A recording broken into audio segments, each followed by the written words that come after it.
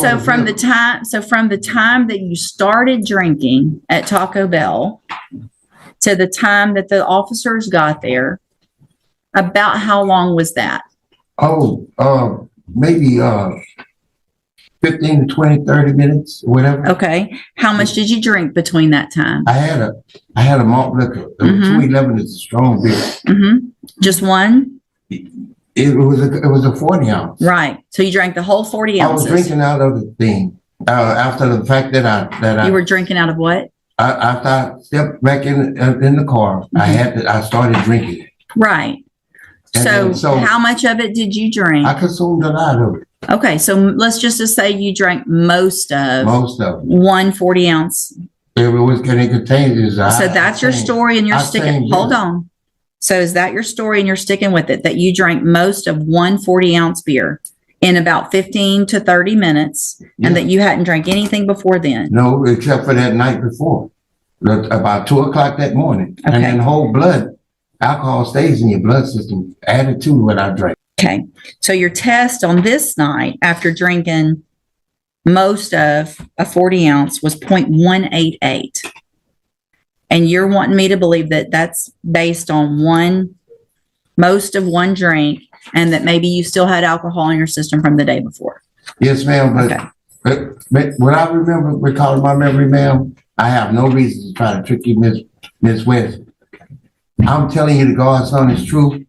Like I said, I had alcohol in my system from the night before. Well, how much did you drink the night before? Well, I was intoxicated. So what you're telling me then, if you had that much alcohol in your system from the night before, that you were still probably hold on.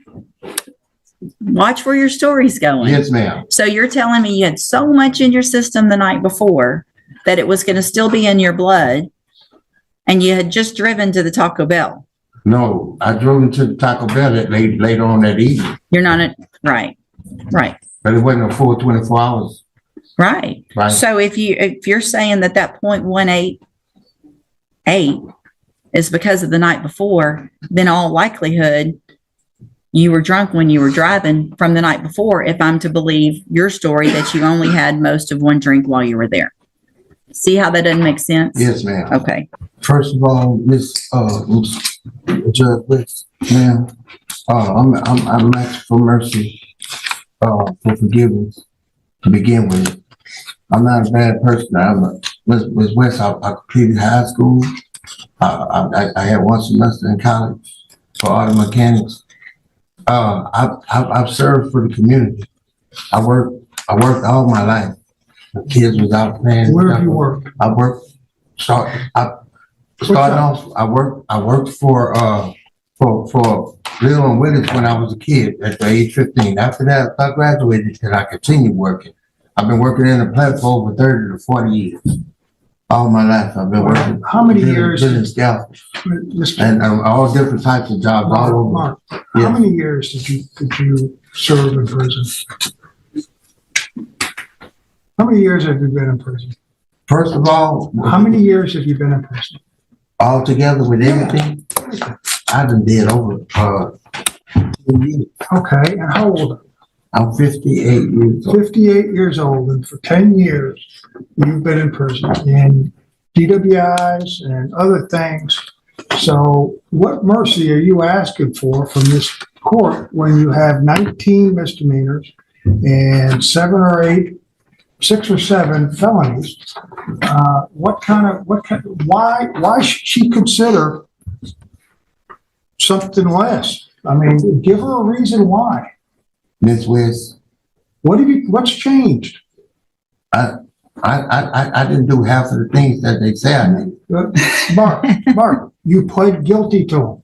Okay, that's over with, right? The day for you, in reference to court, the day for you to say I didn't do this is over. You accepted a plea. Okay, I mean, let's cut to the chase here. Yes, because she could find the allegations, well, she did, the true and under consideration, and it's 25 to life. Okay, yes. And I guess the most you've had up until this point is 5 years, correct? Yes. Okay. So now let's go first to when you were arrested. Were you working? I'm receiving disability. I can't work no more. Okay, what is your disability? I got rheumatoid arthritis. I got prostate problems. My heart is bad. Are you on disability? Yes, sir. Okay, and when were you placed on disability? Like 2020. Okay, so 2020, you're on disability. So while you're on disability, why are you drinking beer 40 ounces at a time? Or drinking the night before to where you're entitled? There's no Explain excuse. to it. I just lost my brother. I lost my mother and my father. And the alcohol just don't bring it. They're not gonna break me. Okay, so you have a problem. I have a problem. One of the things we talked about was, when you came to me was that you never went into a program. Never. You never went into a drug program? I never had a chance on probation and that. Well, you got. Well, what about when you weren't on probation? What about the times when you weren't in prison? You knew you had a problem and you wanted to stay out of prison? Yeah, well, I got a device since I've been home. What do you? No, what? That's since since Oh, you've yes, been in. ma'am. I tried. I'm talking about the rest of your life. I'm talking about the times that you got Yes, ma'am. arrested 43 times for public intoxication, 39 traffic offenses, 17 times you didn't appear in court, 5 disorderly conducts, 4 open containers. I mean, these are the ones that aren't even listed on the pages. Yes, ma'am. Pages. Miss West. They have 5 different other marks again. Okay, so you're gonna In the stick with system. that this isn't you. No, ma'am. I'm not making no excuses. I have very much high respect for the officer of the law. Okay. Do you Okay. really? You do? Yes, ma'am, I do. So that's the 19 misdemeanors, the assaults, the terroristic threats, the trespassings, the 1, 2, 3, 4. This is your 5th DWI, your 2nd felony DWI. By what you need to understand Yes, ma'am. is that by not really taking personal responsibility and making us go through this circus that we've been going through now for an hour and a half of trying to prove that you actually have been convicted of felony offenses, Yes, ma'am. when you know darn well that you have, Yes, ma'am. makes no sense to me. Yes, ma'am. Mr. Coleman, I have no questions for this. argument. Just briefly, Judge, you have everything you need, Judge. We're asking that you sentence this defendant to the minimum of 25 years. He put himself in this situation, Judge. If I Go may, ahead. Judge.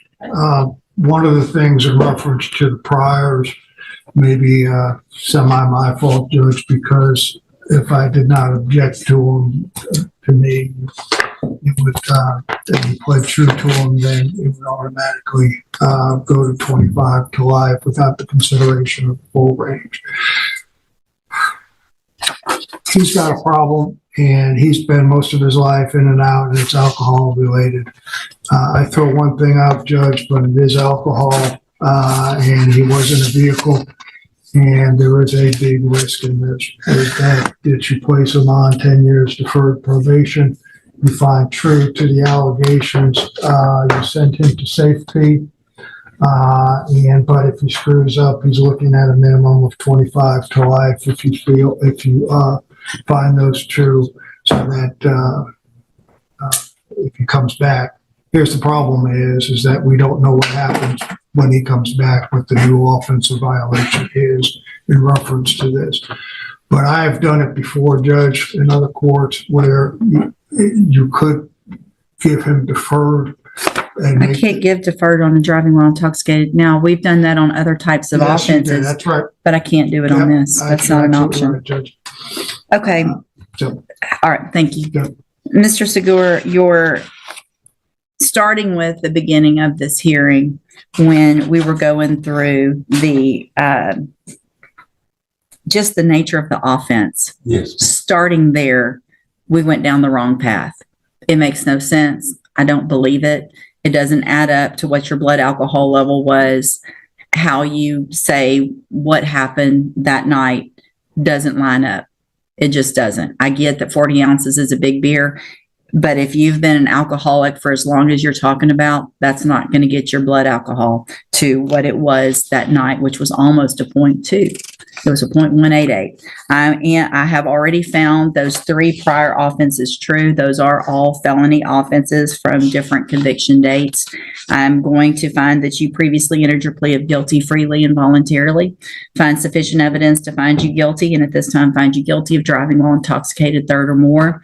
Going to sentence you to a term of 25 years in the institutional division of the Texas Department of Corrections. This courtroom moment unfolds as a powerful example of how a defendant's own words can shape the outcome of a case. When questioned about his actions, the man tried to explain his high blood alcohol level by claiming he had only consumed most of a 40-ounce beer shortly before being approached by officers. He insisted that any additional alcohol in his system must have come from the night before. But instead of helping his case, that explanation created a major contradiction. The judge carefully pointed out that if alcohol from the previous night was still affecting him, then he would have already been intoxicated while driving earlier, undermining his entire defense. In that moment, it became clear that his story simply didn't hold up under logical scrutiny. As the hearing continued, the focus shifted from just that night to his overall history. What emerged was a long and troubling pattern: multiple prior DWIs, numerous misdemeanors, and several felony convictions. Despite this, the defendant struggled to take full responsibility. At times, he even attempted to distance himself from past crimes that he had already admitted to in court. The judge made it clear that this lack of accountability was a serious issue. Courts are not just looking at one incident in isolation. They look at behavior over time. And in this case, the pattern showed repeated poor decisions, especially involving alcohol, with no meaningful effort to change. Another critical point raised during the hearing was the defendant's failure to seek help. Despite decades of alcohol-related offenses, he had never completed any treatment program or taken real steps toward rehabilitation. The court emphasized that recognizing a problem is only the first step. Taking action to fix it is what truly matters. Without that effort, the same cycle is likely to repeat, putting others at risk. In the end, the judge concluded that the defendant's explanation was not credible and that his history demonstrated a continued disregard for the law and public safety. As a result, he was sentenced to 25 years in prison. This case serves as a strong reminder that in court, honesty, consistency, and accountability are everything. When someone fails to take responsibility and their story falls apart under questioning, the consequences can be life-changing.